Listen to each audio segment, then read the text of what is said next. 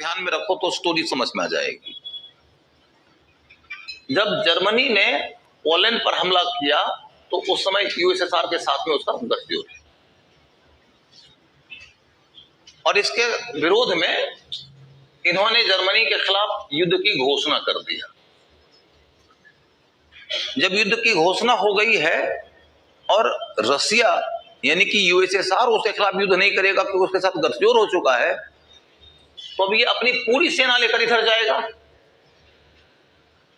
तुमको पीछे के दिनों की जो स्लीफन वाली कहानी है वो ध्यान में लाना है। अपनी अधिकतम सैनिक शक्ति लेकर वो जाता है पश्चिम की ओर। कुछ महीने तक तो युद्ध शुरू ही नहीं हुआ।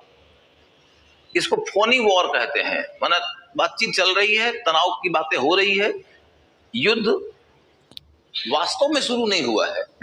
अचानक ही एक दिन बिजली की गति से, जिसको बिल्कुट बोला जाता है जर्मन भाषा में, बिजली की गति से हमलावर होता है और जर्मनी ने फ्रांस पर हमला करके उस पर कब्जा कर लिया।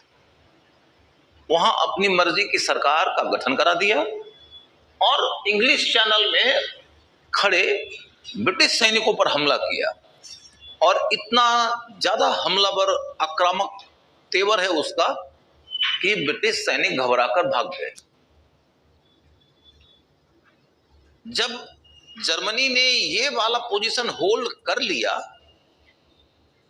तब अब वो लौट रहा है पूरब की ओर, और पूरब की ओर लौटते हुए वो हमला कर रहा है रसिया पर।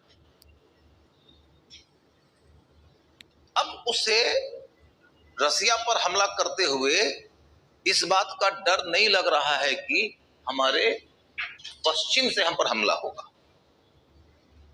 क्योंकि पश्चिम पर किसी तरीके के हमले को रोकने के लिए यहां तक फ्रांस की सरकार उसकी अपनी है,